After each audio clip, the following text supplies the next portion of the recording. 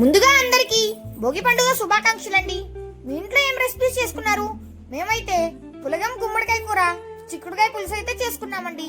ఈ మూడింటిని ఖచ్చితంగా భోగి పండుగ రోజు తినాలంటండోయ్. మీరు తిన్నారా? ఒకవేళ చేసుకోవడం రాకపోతే ఈ వీడియో అయితే మీకోసమే. చాలా సింపుల్ గా చేసుకోవచ్చండి. ఒక గ్లాస్ పెసరపప్పును అయితే తీసేసుకొని మంచిగా రోస్ట్ చేసుకోవాలి. తరువాత 2 కప్పుల బియ్యాన్ని అయితే తీసుకొని రెండింటిని మిక్స్ చేసుకొని మంచిగా వాష్ చేసుకోవాలి.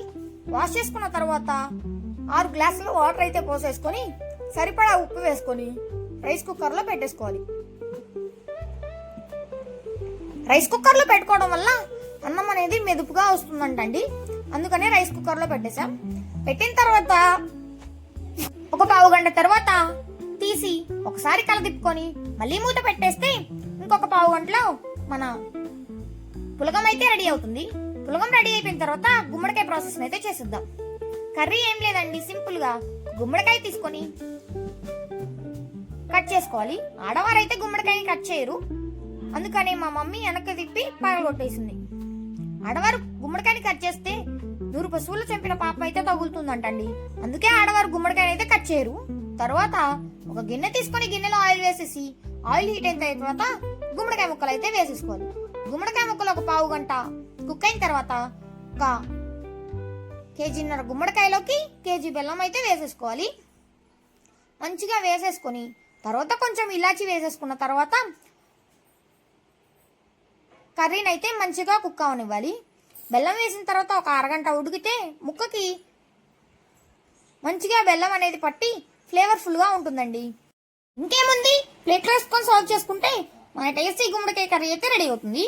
తర్వాత చిక్కుడుకాయ పులుసు ఎలా చేసుకోవాలో చూసేద్దాం. ఏం లేదండి, 2 టమాటా, 1 ఉల్లిగడ్డ, 2 పచ్చిమిర్చి తీసుకొని కట్ చేసుకోవాలి.